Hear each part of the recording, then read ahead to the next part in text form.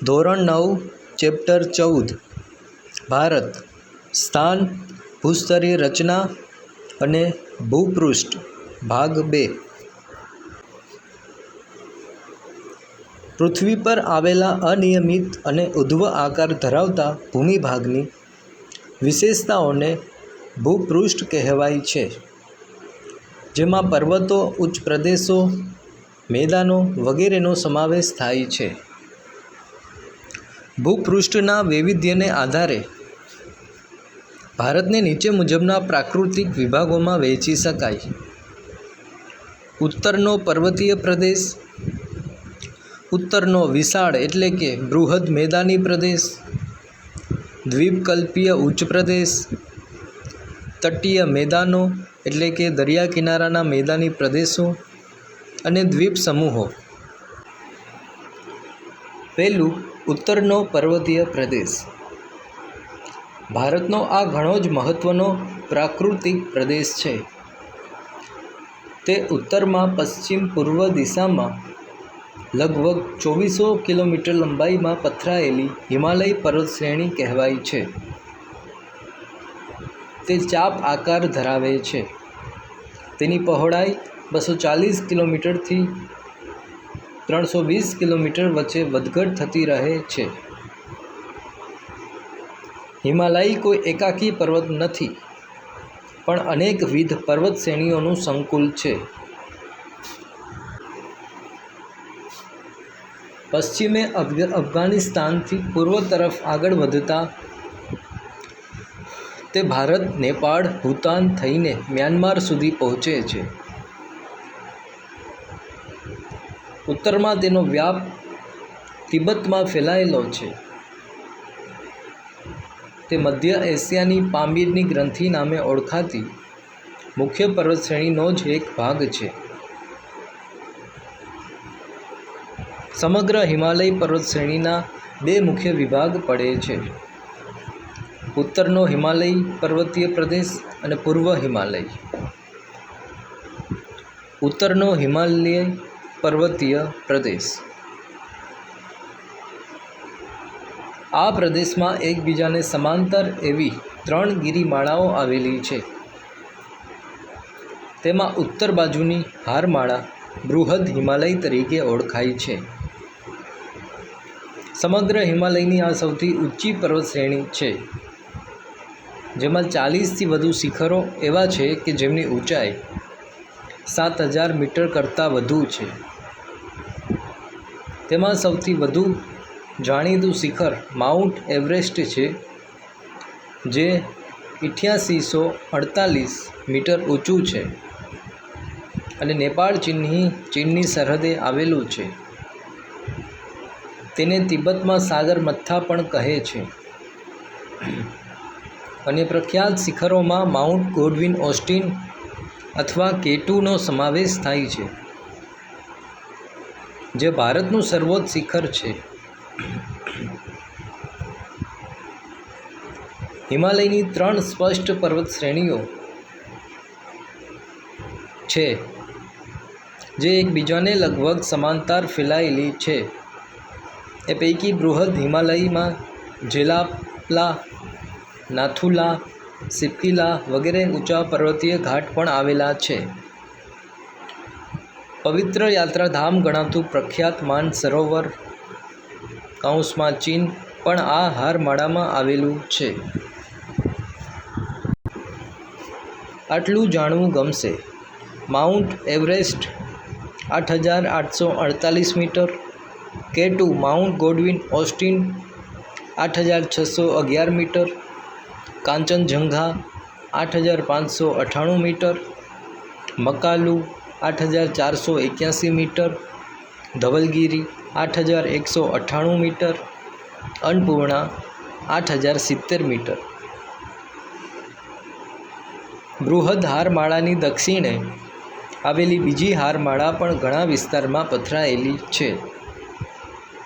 તેને મધ્ય હિમાલય અથવા લઘુ હિમાલય શ્રેણીની હારમાળા કહે છે.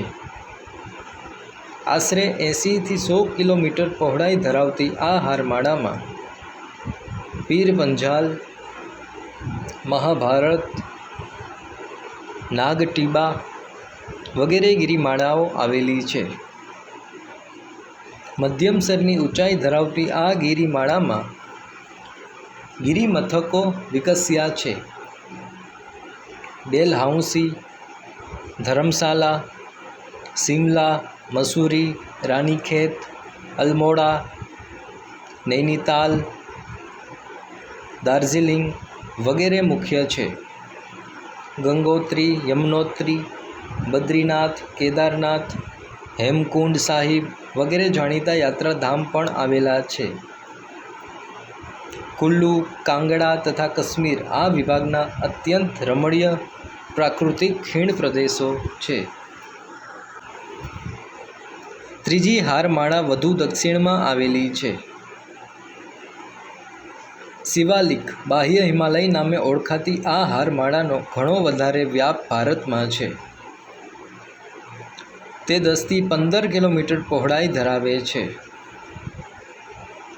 સરેરાશ 1000 મીટર ઊંચાઈ ધરાવતી શિવાલિક હારમાળામાં કેટલીક વિશિષ્ટ ખીણ રચનાઓ થઈ છે. તે કંકર પથ્થરો તથા જાડા કાપથી ઢંકાયેલી રહી છે અને સ્થાનિક ભાષામાં તેને દૂન કહે છે, જેમ કે દેહરાદૂન, પાટલીદૂન, કોથરીદૂન વગેરે. પૂર્વ હિમાલય. હિમાલય શ્રેણીના પૂર્વ ભાગમાં આવેલી હારમાળાઓ ઓછી ઊંચાઈ ધરાવે છે. તેમાંથી ઘણી હારમાળાઓ ટેકરીઓ તરીકે વધુ પ્રખ્યાત બની છે. પૂર્વ હિમાલયમાં આવેલી આ ટેકરીઓ નાની હારમાળાઓ સ્વરૂપે જ ફેલાયેલી છે. તેમાં પથકાઈ અરુણાચલમાં, નાગા ટેકરીઓ નાગાલેન્ડમાં અને લુસાઈ એટલે કે મિઝો ટેકરીઓ મિઝોરમમાં આવેલી છે.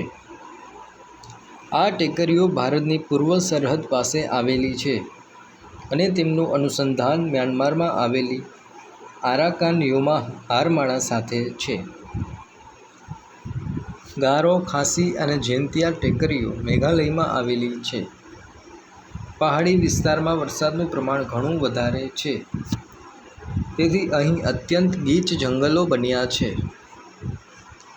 આ જંગલોનો પ્રદેશ હોવાના કારણે ત્યાં સડક માર્ગો કે રેલ વ્યવહારનો વિકાસ ઘણો જ ઓછો થયો છે. બીજું, ઉત્તરનો વિશાળ મેદાની પ્રદેશ. ઉત્તરના વિશાળ મેદાની પ્રદેશનું સ્થાન ભારતના ઉત્તરના પર્વતીય પ્રદેશ અને દક્ષિણના ઉચ્ચ પ્રદેશની વચ્ચે છે. આ મેદાનની રચના હિમાલયમાંથી વહેતી સતલુજ, ગંગા અને બ્રહ્મપુત્ર નદીઓ અને તેની શાખા નદીઓએ કાંપ પાથરીને કરી છે. આ મેદાનના કેટલાક ભાગમાં 50 મીટરની જાડાઈ સુધીના કાપના થર આવેલા છે. આ મેદાનો ઉત્તર ભારતનો ઘણો વિસ્તાર રોકતા હોવાથી ઉત્તર ભારતનો વિશાળ મેદાની પ્રદેશ કહેવામાં આવે છે. આ મેદાની પ્રદેશ આશરે 2400 કિલોમીટર લાંબો છે. નદીઓએ બનાવેલા દુનિયાના સૌથી મોટા નદી મેદાન તરીકે તેની ગણના થાય છે. પૂર્વ ભાગ કરતાં પશ્ચિમ ભાગ વધુ સાંકડો છે. આ મેદાન લગભગ સપાટ છે. તેના કોઈપણ ભાગની ઊંચાઈ સમુદ્રની સપાટીથી 180 મીટર કરતાં વધુ નથી. દિલ્હી પાસે આ મેદાન સાંકડું છે. દિલ્હીની પશ્ચિમ બાજુએ સતલુજનું અને પૂર્વ બાજુએ ગંગાનું મેદાન આવેલું છે. આથી દિલ્હીને ગંગાના મેદાનનું પ્રવેશદ્વાર કહેવામાં આવે છે. આ મેદાન ભારતનો સૌથી વધુ સમૃદ્ધ પ્રદેશ ગણાય છે. દિલ્હી, આગ્રા, કાનપુર, લખનઉ, અલ્હાબાદ, વારાણસી, પટના, કોલકાતા વગેરે મહત્ત્વના શહેરો આ પ્રદેશમાં આવેલા છે. સિંધુ અને તેની શાખા નદીઓ ઝેલમ, ચિનાબ, રાવી, બિયાસ તથા સતલુજ હિમાલય ક્ષેત્રમાંથી નીકળે છે. સિંધુ નદી પશ્ચિમ તરફ વહીને ઝડપી વળાંક લઈને દક્ષિણ તરફ વહી અરબ સાગરને મળે છે. સામાન્ય રીતે બે નદીઓની વચ્ચેની ભૂમિને દોઆબ એટલે કે દો એટલે બે અને આબ એટલે જળ કહે છે. આ 5 નદીઓ દ્વારા નિર્મિત થયેલા મેદાનને પંજાબ એટલે કે પંજ પ્લસ આબ કહે છે. આ મેદાનનો મોટો ભાગ પાકિસ્તાનમાં છે. ભૂપૃષ્ઠના આધારે મેદાની પ્રદેશને 4 વિભાગોમાં વિભાજિત કરવામાં આવે છે: ભાબર, તરાઈ, બાંગર અને ખદ્દર. સિંધુ નદીથી તીસ્તા નદી સુધી શિવાલિકની તળેટીમાં કંકર પથ્થરોની એક પાતળી પટ્ટી નદીના પ્રવાહને સમાંતર ગોઠવાયેલી છે. આ પટ્ટી લગભગ 8 થી 16 કિલોમીટર પહોળી છે અને તેને ભાબર કહે છે. ભાબર પછી તરાઈનું ક્ષેત્ર આવે છે, જે વધારે ભીનાશવાળું અને દલદલીય છે. અહીં ગીચ જંગલો તથા વિવિધ વન્યજીવો જોવા મળે છે. મેદાનોના જૂના કાંપને બાંગર કહે છે. નિરંતર થતા જતા કાંપના નિક્ષેપને કારણે સોપાન આકાર જેવો બની જાય છે, જે પૂરના મેદાનથી ઊંચા હોય છે. પૂરના મેદાનોનો નવો કાંપ ખદ્દર કહેવાય છે. ત્રીજું, દ્વીપકલ્પીય ઉચ્ચ પ્રદેશ. ભારતનો આ પ્રાચીનતમ ભાગ છે. આ પ્રદેશ ઊંધા ત્રિકોણાકારે વિસ્તરેલો છે. તેની સરેરાશ ઊંચાઈ 600 થી 900 મીટર જેટલી છે. આ પ્રદેશનો ઉત્તર ભાગ ઉત્તર પૂર્વ ઢોળાવ ધરાવે છે, જે ચંબલ, સોણ અને દામોદર નદીના વહેણ દ્વારા સ્પષ્ટ થાય છે. દક્ષિણ ભાગનો ઢાળ દક્ષિણ પૂર્વ તરફ છે. આ પ્રદેશનો મોટો ભાગ દક્ષિણમાં આવેલો હોવાથી તેને દક્ષિણનો ઉચ્ચ પ્રદેશ કહેવાય છે. આ ઉચ્ચ પ્રદેશની ત્રણેય બાજુએ સમુદ્રો આવેલા હોવાથી તેને દ્વીપકલ્પીય ઉચ્ચ પ્રદેશ કહેવામાં આવે છે. દ્વીપકલ્પીય ઉચ્ચ પ્રદેશના 2 વિભાગો પડે છે: માળવાનો અને દખ્ખણનો. માળવાનો ઉચ્ચ પ્રદેશ. માળવાના ઉચ્ચ પ્રદેશના ઉત્તર પશ્ચિમ ભાગમાં અરવલ્લીની ગિરિમાળા આવેલી છે.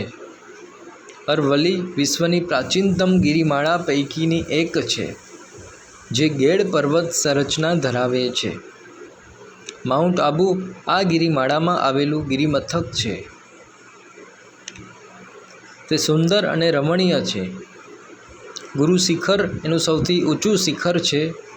તેની ઊંચાઈ 1722 મીટર છે. આ પ્રદેશની દક્ષિણે વિંધ્યાચલમાંથી નીકળતી નદીઓ ચંબલ અને બેતવા ઉત્તર તરફ વહી યમુનાને મળે છે, તો સોણ નદી ઉત્તર તરફ વહી ગંગાને મળે છે. આ નદીઓના વહેણની દિશા પરથી જાણી શકાય છે કે ઉચ્ચ પ્રદેશનો ઢાળ ઉત્તર તરફ છે. મધ્યવર્તી ઉચ્ચભૂમિના આ ઉત્તર પૂર્વ ભાગને બુંદેલખંડ કહે છે. આ સિવાય લુણી અને બનાસ નદીઓ ઉત્તર પશ્ચિમ ભાગમાં આવેલી અરવલ્લીની ગિરિમાળામાંથી નીકળે છે. આ નદીઓ કચ્છના રણમાં લુપ્ત થઈ જાય છે, જ્યારે સાબરમતી અને મહી નદી ખંભાતના અખાતને મળે છે. આ નદીઓના વહેણ પરથી ખ્યાલ આવે છે કે પશ્ચિમ તરફના માળવાના ઉચ્ચ પ્રદેશનો ઢાળ દક્ષિણ પશ્ચિમ તરફ છે. રાજમહલની ટેકરીઓ તથા શિલોંગનો ઉચ્ચ પ્રદેશ છોટા નાગપુરનો ઉચ્ચ પ્રદેશનો જ એક ભાગ છે. છોટા નાગપુરના ઉચ્ચ પ્રદેશની અંતર્ગત રાંચીના ઉચ્ચ પ્રદેશનો પણ સમાવેશ થાય છે. દખ્ખણનો ઉચ્ચ પ્રદેશ. માળવાના ઉચ્ચ પ્રદેશની દક્ષિણે આવેલી સાતપુડા, મહાદેવ તથા મેકલ ટેકરીઓની દક્ષિણે દખ્ખણનો ઉચ્ચ પ્રદેશ આવેલો છે. ઉચ્ચ પ્રદેશના ઉત્તર પશ્ચિમી ભાગો મુખ્યત્વે લાવા નિક્ષેપોથી બનેલા છે. પશ્ચિમ તરફ તેની સીમા પશ્ચિમ ઘાટ દ્વારા નિર્ધારિત છે, જે અરબ સાગરના કિનારે ઉત્તર દક્ષિણ દિશામાં વ્યાપ્ત છે. તેના અનેક સ્થાનિક નામો છે.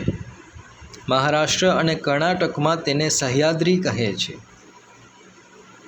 તમિલનાડુમાં તેને નીલગિરીના નામથી ઓળખે છે અને કેરળ તમિલનાડુની સીમા પર તેને અન્નામલાઈ અને કાર્ડેમમ ટેકરીઓના નામથી ઓળખવામાં આવે છે. પશ્ચિમ ઘાટનો દક્ષિણ ભાગ પ્રમાણમાં વધારે ઊંચો છે. સામાન્ય રીતે દખ્ખણના ઉચ્ચપ્રદેશની ઊંચાઈ 900 મીટરથી 1100 મીટર છે. જો કે કેટલીક જગ્યાએ તે એકાએક વધુ ઊંચાઈ પ્રાપ્ત કરે છે. ઘણી ઓછી ઊંચાઈ ધરાવતી તૂટક ટેકરીઓ જેમની ઊંચાઈ ક્યાંક 900 મીટરથી વધારે છે, તે તૂટક શૃંખલાના સ્વરૂપે આ પ્રદેશની પૂર્વ સીમા બનાવે છે. આને પૂર્વઘાટ કહે છે. આ વિસ્તારનો સામાન્ય ઢોળાવ પૂર્વ તથા દક્ષિણ પૂર્વ તરફનો છે, જે નદીઓની પ્રવાહ દિશાથી પણ જાણી શકાય છે.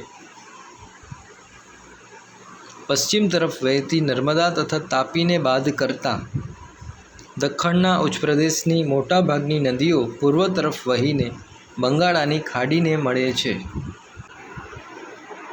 ચોથું, તટીય મેદાનો. દરિયા કિનારાના મેદાન. દ્વીપકલ્પીય ઉચ્ચપ્રદેશ કચ્છથી ઓડિશા સુધી મેદાનોની સાંકડી પટ્ટીથી ઘેરાયેલો છે. તેને પશ્ચિમ તથા પૂર્વના તટીય મેદાનોમાં વહેંચવામાં આવે છે.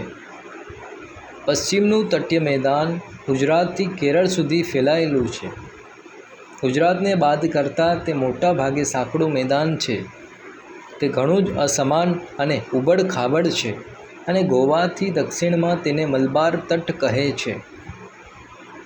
પશ્ચિમ તટની નદીઓ પોતાના નદીમુખ વિસ્તારમાં ખાડીઓનું નિર્માણ કરે છે. મોટાભાગની ખાડીઓ નદીના પાણી હેઠળ ડૂબી ગયેલી ખીણો છે, જે સમુદ્ર તળના ઉંચકાવથી બનેલી છે. તે મત્સ્ય પ્રવૃત્તિના વિકાસ યોગ્ય સંજોગો પેદા કરે છે. પશ્ચિમ તટે અનેક ઉત્તમ કુદરતી બંદરો આવેલા છે, જેમાં મુંબઈ તથા માર્મગોવાનો સમાવેશ થાય છે. દક્ષિણમાં કેરળના તટ પર પશ્વ-જળ બેકવોટર્સ જોવા મળે છે. તેને સ્થાનિક ભાષામાં કાયલ કહે છે. પૂર્વનું તટીય મેદાન પશ્ચિમના તટીય મેદાન કરતાં પ્રમાણમાં વધારે પહોળું છે. અહીં કાવેરી, કૃષ્ણા, ગોદાવરી અને મહાનદી જેવી નદીઓના મુખ ત્રિકોણ પ્રદેશોમાં કાંપ નિક્ષેપ પણ વધારે થયું છે. ઉત્તરે ઉત્તર સિરકાર તટ અને દક્ષિણે આંધ્રપ્રદેશ તથા તમિલનાડુનો તટીય પ્રદેશ કોરોમંડલ તટના નામથી જાણીતો છે. પાંચમું, દ્વીપ સમૂહો. ભારતમાં કેટલાક દ્વીપ સમૂહો આવેલા છે. અંદમાન, નિકોબાર અને લક્ષદ્વીપ એ મુખ્ય દ્વીપ સમૂહો છે. લક્ષદ્વીપમાં અનેક નાના ટાપુઓ આવેલા છે. અરબી સમુદ્રમાં કેરળ તટથી થોડે દૂર આ ટાપુઓ આવેલા છે. તેનો આકાર ઘોડાની નાળ જેવો છે. આ પ્રકારના પરવાળા દ્વીપોને એટોલ કહે છે. અન્ય દ્વીપ સમૂહોમાં બંગાળાની ખાડીમાં આવેલા અંદમાન નિકોબારનો સમાવેશ થાય છે. અહીં ટાપુઓની સંખ્યા ઘણી છે અને ભારતના કિનારાથી દૂર આવેલા છે. ત્યાં પર્વતની હારમાળા છે. એમાંના કેટલાક ટાપુઓ જ્વાળામુખીની પ્રક્રિયાથી બન્યા છે. આ ટાપુઓ 350 કિલોમીટરના વિસ્તારમાં પથરાયેલા છે. તેનું વ્યૂહાત્મક મહત્ત્વ વિશેષ છે. અંદમાન નિકોબાર દ્વીપ સમૂહોમાં આવેલ બેરન એકમાત્ર ભારતનો સક્રિય જ્વાળામુખી છે, જ્યારે તેની નજીકમાં જ સુષુપ્ત જ્વાળામુખી નારકોંડમ આવેલો છે. આમ ભારતના ભૂપૃષ્ઠમાં વિવિધતા જોવા મળે છે. દરેક ભાગને પોતાની આગવી લાક્ષણિકતા છે અને છતાં બધા વિભાગો એકબીજા સાથે જોડાયેલા છે. દેશની સમૃદ્ધિમાં તે બધાનો ફાળો અગત્યનો છે અને વન્ય સંસાધનો માટે ઉપયોગી છે. ઉત્તરના ફળદ્રુપ કાંપના મેદાનને અનાજનો ભંડાર કહેવામાં આવે છે.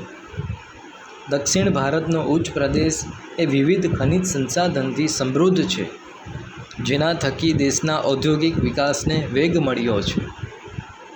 ઉત્તરનો પર્વતીય પ્રદેશ વિપુલ જળરાશિ ધરાવતી નદીઓના ઉદ્ગમ સ્થાન તરીકે અને વન સંસાધનના વૈવિધ્ય માટે જાણીતો છે. ખડક એક કે તેથી વધુ ખનિજોના બનેલા સંગઠિત પદાર્થને ખડક તરીકે ઓળખવામાં આવે છે. ખડકો નક્કર હોઈ શકે અને મૃદુ પણ હોઈ શકે છે. છિદ્રાળુ અને અછિદ્રાળુ તથા વજનમાં ભારે અને હલકા પણ હોઈ શકે છે. વિવિધ પ્રક્રિયાઓના કારણે જુદા જુદા પ્રકારના ખડકોનું નિર્માણ થાય છે. નિર્માણ પ્રક્રિયાને આધારે ખડકોના 3 વિભાગ પડે છે. પેલું આગ્નેય, એમાં આંતરિક અને બાહ્ય. આંતરિકમાં અંતઃસ્થ અને મધ્યસ્થ, જ્યારે બાહ્યમાં જ્વાળામુખીય. બીજું પ્રસ્તર અથવા નિક્ષિપ્ત ખડકો. એમાં ખડક પદાર્થ નિર્મિત, રાસાયણિક પદાર્થ નિર્મિત અને સેન્દ્રિય પદાર્થ નિર્મિત. એમાં ખડક પદાર્થ નિર્મિતમાં રેતીના ખડકો, માટીના ખડકો અને કોંગ્લોમરેટ, જ્યારે સેન્દ્રિય પદાર્થ નિર્મિતમાં ચૂના ખડક અને કાર્બનયુક્ત. ત્રીજું રૂપાંતરિત ખડકો. એમાં સ્થાનિક રૂપાંતરિત અને પ્રાદેશિક રૂપાંતરિત. પેલું આગ્નેય ખડકો. આ ખડકોની રચનામાં પૃથ્વીના પેટાળમાં રહેલી પ્રચંડ ગરમી કારણભૂત છે.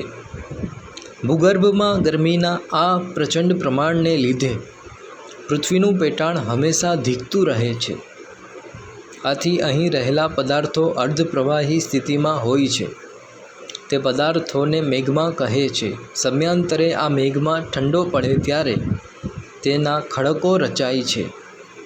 આ ખડકો ગરમીની અસરથી બને છે, તેથી તેમને આગ્નેય કે અગ્નિકૃત ખડકો કહે છે.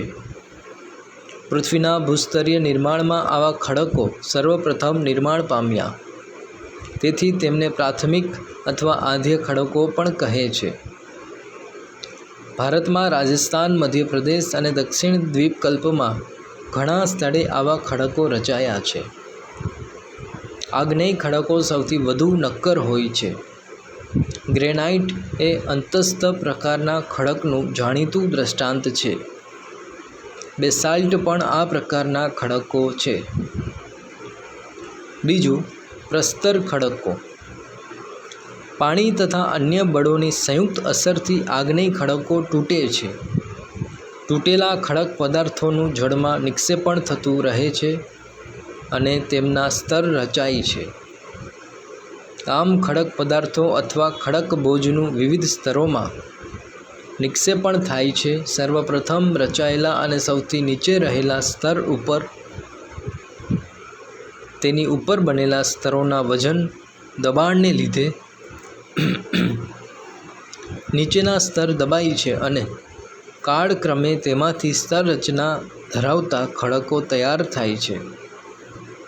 તેથી આવા ખડકોને પ્રસ્તર ખડકો પણ કહે છે. જેના ઉદાહરણોમાં ચિરોડી એટલે કે જીપ્સમ, ચૂના ખડક અને કોલસો પ્રસ્તર ખડકો છે. બિહાર અને ઝારખંડ વગેરે રાજ્યોમાંથી કોલસો અને ચિરોડી મળે છે. ત્રીજું રૂપાંતરિત ખડકો. કેટલીક વિશિષ્ટ પરિસ્થિતિમાં મૂળ ખડકોનું સ્વરૂપ, બંધારણ અને ગુણધર્મો રૂપાંતરિત થઈ જાય છે. હકીકતમાં ઊંચું તાપમાન અને ખડક સ્તરોનું વધુ દબાણ આ બે મુખ્ય પરિબળોની સંયુક્ત અસરને લીધે આગ્નેય અને પ્રસ્તર ખડકો તદ્દન નવું સ્વરૂપ ધારણ કરે છે. આ રીતે નવા રચાતા ખડકોને રૂપાંતરિત ખડકો કહે છે.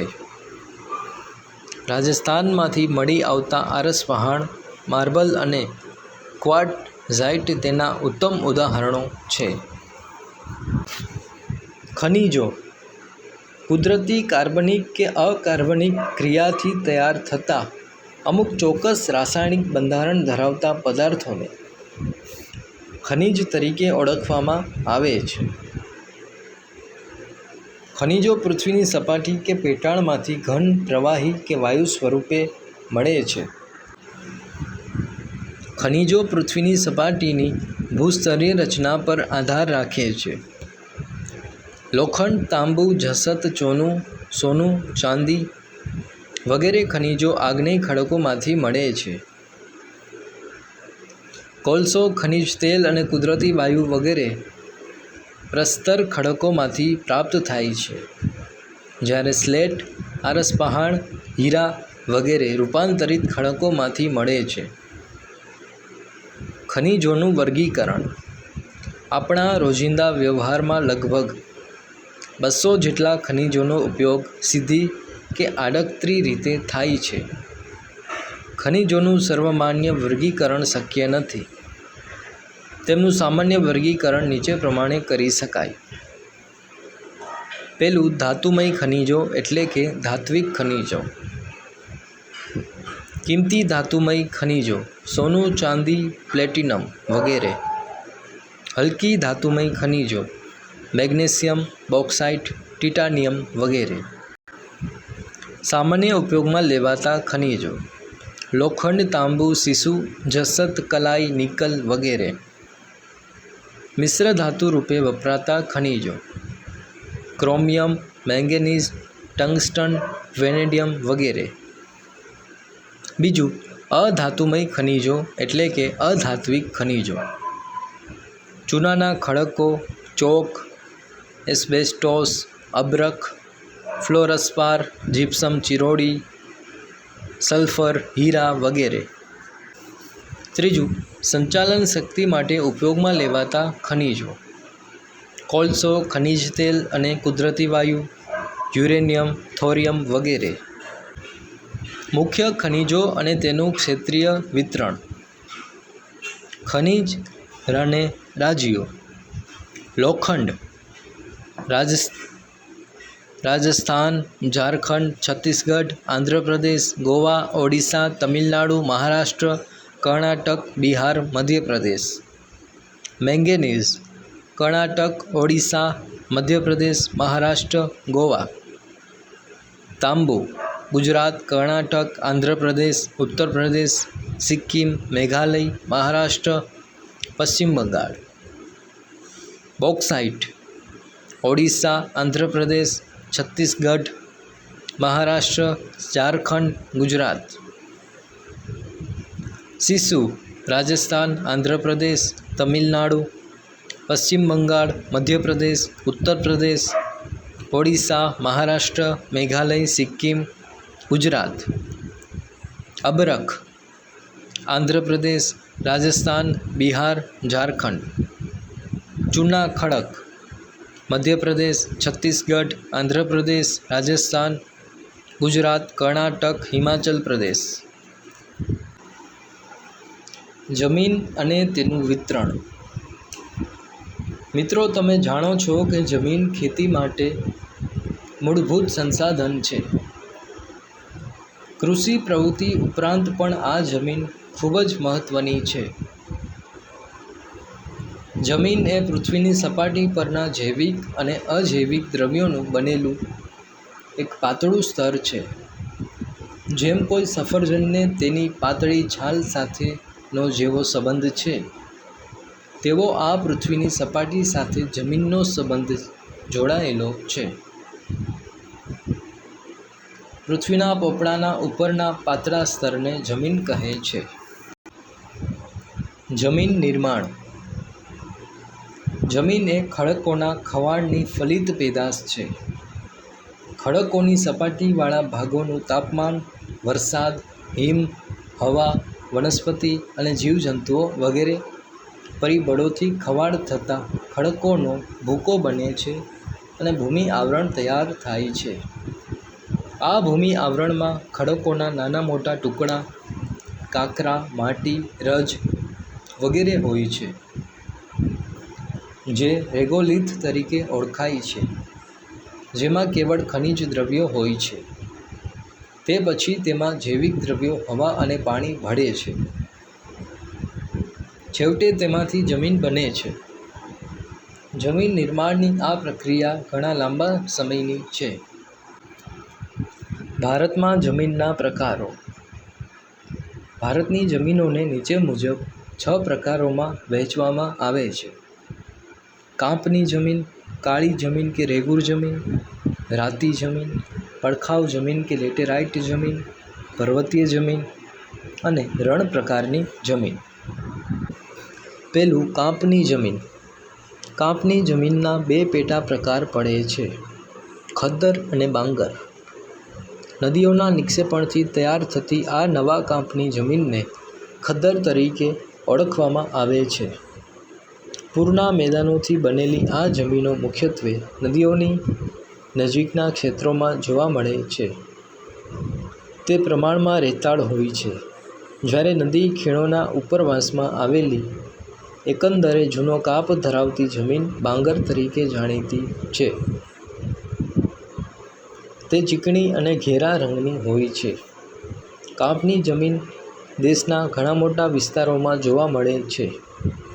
આ જમીનની ફળદ્રુપતા જુદા જુદા સ્થળોએ ભિન્ન ભિન્ન જોવા મળે છે, પરંતુ સામાન્ય રીતે આ જમીન ઘણી જ ઉપજાઉ હોય છે.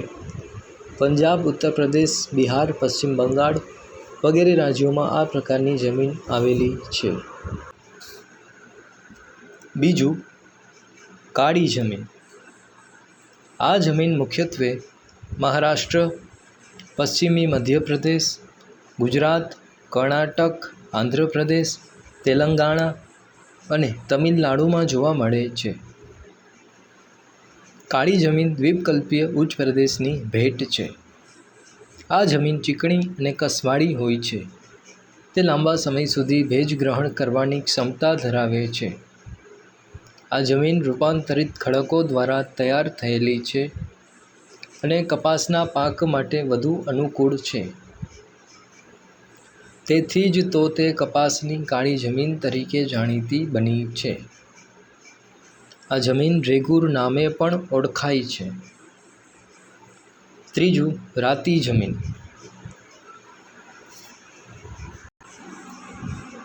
આગ્નેય અને રૂપાંતરિત ખડકો ધરાવતા ક્ષેત્રોમાં રાતી જમીન આવેલી છે. લોહ તત્વ અને અન્ય સેન્દ્રિય તત્વોને લીધે આ જમીનનો રંગ રાતો દેખાય છે. આ જમીન પ્રમાણમાં છિદ્રાળુ અને ઉપજાઉ હોય છે. ગોવા, તમિલનાડુ, કર્ણાટક, આંધ્રપ્રદેશ, ઓડિશા અને ઝારખંડના કેટલાક ભાગોમાં રાતી જમીન જોવા મળે છે. ચોથું, પડખાઉ જમીન કે લેટેરાઇટ જમીન. વધુ વરસાદને કારણે તીવ્ર ધોવાણના પરિણામ સ્વરૂપે પડખાઉ જમીન તૈયાર થાય છે. વધુ વરસાદને કારણે જમીનના ઉપરના સ્તરમાંથી પોષક તત્વો ધોવાઈને નીચેના સ્તરમાં ઉતરે છે. જૈવિક દ્રવ્યોનું પ્રમાણ ઓછું હોવાથી આ જમીન ઓછી ફળદ્રુપતા ધરાવે છે. અહીં લાલ રેતીના પથ્થરોમાં લોહ અને એલ્યુમિનિયમ તત્વો હોય છે. આ પથ્થરોના ધોવાણથી અહીંની જમીન રાતા રંગની હોય છે. આવી જમીન દખ્ખણના પહાડી પ્રદેશો, કર્ણાટક, કેરળ, ઓડિશા અને પૂર્વોત્તરના કેટલાક ભાગોમાં જોવા મળે છે. પાંચમું, પર્વતીય જમીન. જંગલોને કારણે જૈવિક દ્રવ્યોનું પ્રમાણ વધારે હોય છે. જો કે અલગ અલગ સ્થળો પર તે ભિન્નતા પણ ધરાવે છે. શિવાલિક પર્વતશ્રેણીઓ પર આ જમીન ઓછી કસવાળી અને અપરિપક્વ જણાય છે. આ જમીન રેતાળ, છિદ્રાળુ અને જૈવિક દ્રવ્યોના અભાવવાળી જોવા મળે છે. આવી જમીન દેશના પર્વતીય વિસ્તારોમાં જોવા મળે છે. મેઘાલય, અરુણાચલ પ્રદેશ, પૂર્વની પર્વતશ્રેણીઓ ઉત્તરાખંડ, હિમાચલ પ્રદેશ તથા કેન્દ્રશાસિત પ્રદેશ લદ્દાખ અને જમ્મુ કાશ્મીરમાં આવી જમીન જોવા મળે છે. છઠ્ઠું, રણ પ્રકારની જમીન. આ જમીન ભારતના શુષ્ક અને અર્ધશુષ્ક વિસ્તારો ગુજરાત, રાજસ્થાન, પંજાબ અને હરિયાણામાં મુખ્યત્વે આ જમીન જોવા મળે છે. ક્ષાર કણોની અધિકતા અને જૈવિક પદાર્થોની ઓછપ જોવા મળે છે. સિંચાઈની સગવડથી આ જમીનમાં ખેતી શક્ય બની છે. આમ આબોહવા અને ભૂપૃષ્ઠના વૈવિધ્યને કારણે દેશની જમીનોમાં ઘણી વિવિધતા જોવા મળે છે. પ્રવૃત્તિઓ. ભારતના મુખ્ય દ્વીપસમૂહોની મુલાકાતનું આયોજન કરો. એટલાસની મદદથી ભારતના ભૂપૃષ્ઠનો નકશો જુઓ અને તેનો અભ્યાસ કરો. ભૂકંપ અને જ્વાળામુખી જેવી કુદરતી આપત્તિઓ વિશેની માહિતી એકત્ર કરીને આલ્બમ બનાવો અને તેના મોડેલ પણ તૈયાર કરો.